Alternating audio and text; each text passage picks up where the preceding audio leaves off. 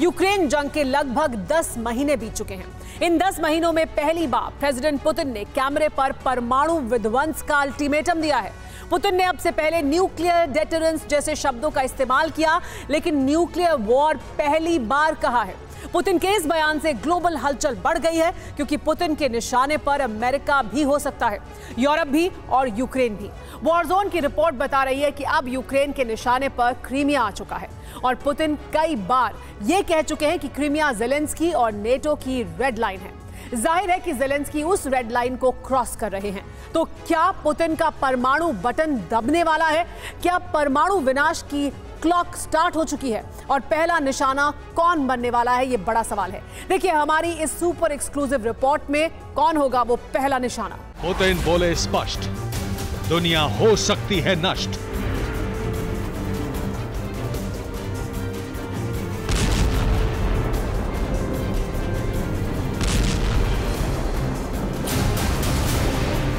युद्ध में हुई हार तो परमाणु प्रहार।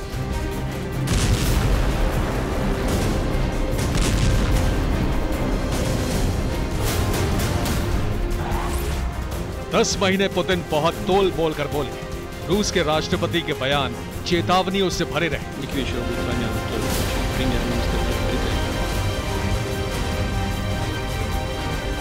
आमतौर पर डिप्लोमेसी में इस्तेमाल होने वाले शब्दों का इस्तेमाल ही उन्होंने किया।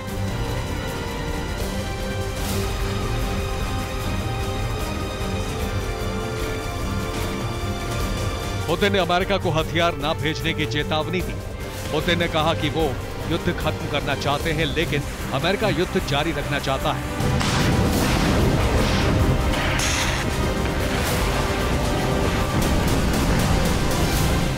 पुतिन ने कहा कि युद्ध लंबा खिंचा तो महाविनाश हो सकता है।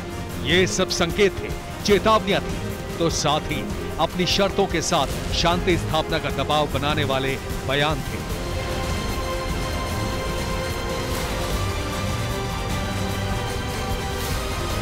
पुतिन ने कभी न्यूक्लियर हमला शब्द का इस्तेमाल नहीं किया, लेकिन अब उन्होंने स्पष्ट कह दिया है कि अगर परिस्थितियां रूस के विरुद्ध बनी तो परमाणु युद्ध तय है।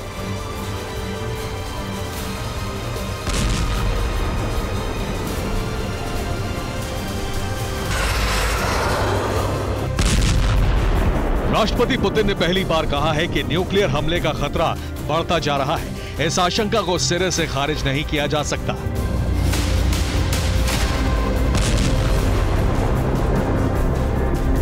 रूस की न्यूक्लियर पॉलिसी है, परमाणु हमला होने पर ही परमाणु पलटवार किया जाएगा।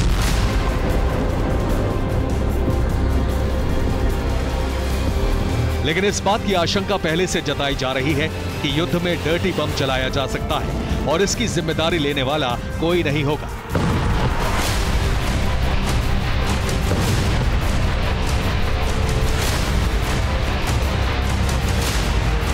किसी एक धमाके के बाद परमाणु मिसाइलों की बरसात शुरू हो सकती है, ठीक वैसे ही जैसे रूस के ठिकानों पर ड्रोन हमले हो रहे हैं। और यूक्रेन कहता है कि इसका हमारी सेना से कोई लेना देना नहीं।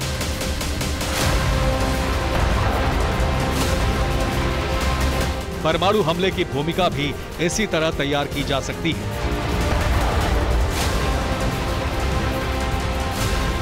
पुतिन ने रूस के मानवाधिकार परिषद की बैठक से पहले न्यूक्लियर हमले की बात कही और उसके बाद यह भी जता दिया कि उनकी न्यूक्लियर पावर के आगे अमेरिका कहीं नहीं ठहरता।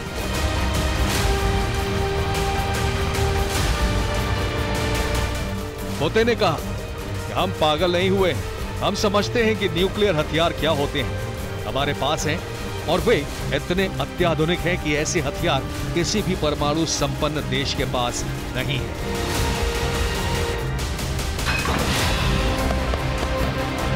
पुतिन ने बाइडेन को सीधे सीधे न्यूक्लियर हमले की चेतावनी जारी कर दी है। पुतिन ने पश्चिम के प्रोपेगेंडा पर भी चोट की और साफ कहा कि रूस जो युद्ध लड़ रहा है वो जायज है।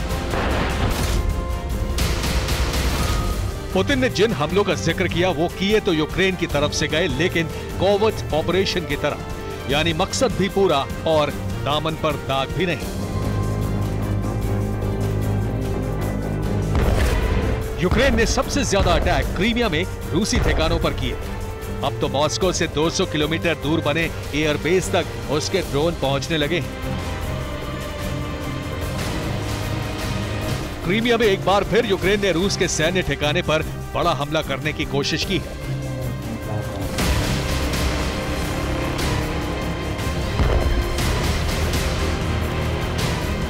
रूस की समाचार एजेंसी आरटी ने यह खबर दिखाई है कि 8 दिसंबर को एक बार फिर यूक्रेन ने क्रीमिया के सेवास्तोपोल में ड्रोन अटैक करने की कोशिश की।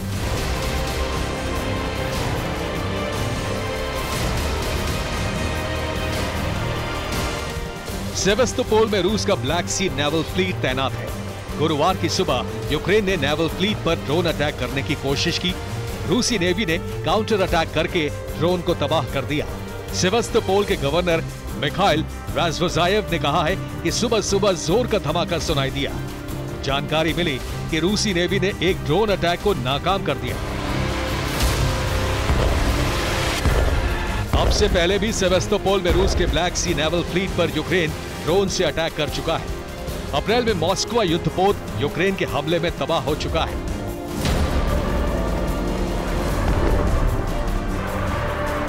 अक्टूबर में मकारोव फ्रिगेट वॉरशिप पर यूक्रेन ने वाटर ड्रोन से हमला करके उसे तबाह कर दिया था।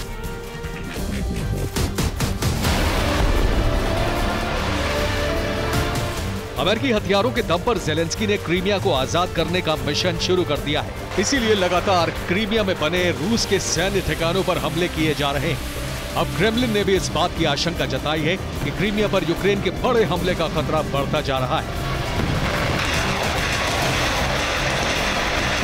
ड्रोन अटैक नाकाम होने के बाद क्रेमलिन में क्रीमिया के मुद्दे पर मीटिंग हुई। चर्चा की गई कि क्रीमिया पर यूक्रेन के अटैक का खतरा बढ़ता जा रहा है। अधिकारियों ने कहा कि यूक्रेन क्रीमिया पर आतंकियों की तरह हमले कर रहा है।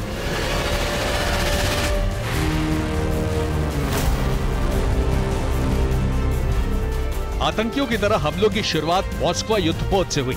उसके बाद सबसे बड़ा झटका रूस को तब लगा जब क्रीमिया ब्रिज के बड़े हिस्से को विस्फोट से उड़ा दिया गया।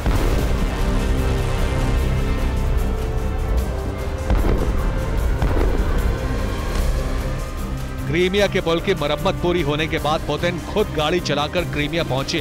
उन्होंने दोबारा जोड़े गए पुल के हिस्से का दौरा किया।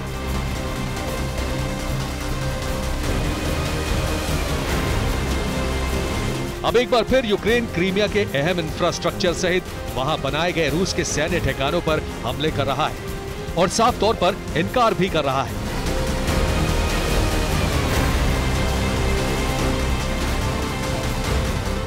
5-6 दिसंबर को यूक्रेन ने रूस के 4 एयरबेस पर हमला किया।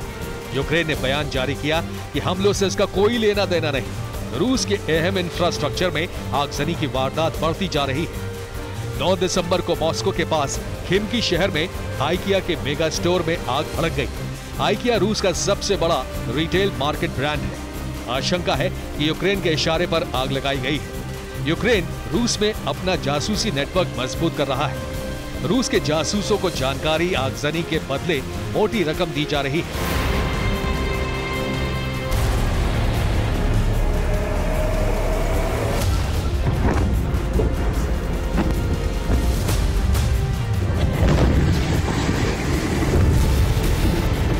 रूस के अहम इंफ्रास्ट्रक्चर पर विस्फोट हो रहे हैं, आगजनी हो रही है, तो इसके पीछे है यूक्रेन का जासूसी नेटवर्क।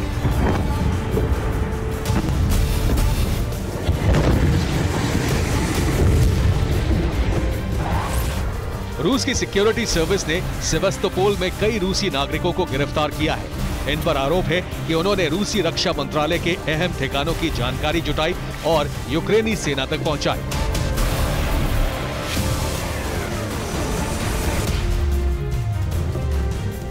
आठ दिसंबर की सुबह ही सेवास्तोपोल में नेवल फ्लीट पर हमला नाकाम किया गया और उसके बाद यूक्रेन के जासूसी नेटवर्क की धरपकड़ शुरू कर दी गई।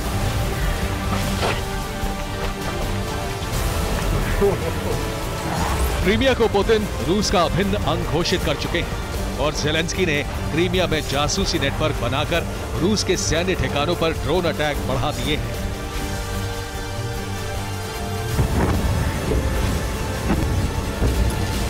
अगर पुतिन के हाथ से क्रीमिया निकलने की नौबत आई तो इस आशंका को खारिज नहीं किया जा सकता कि पुतिन न्यूक्लियर मिसाइल का बटन दबा सकते हैं। Bureau report, TV9 Bharatvarsh.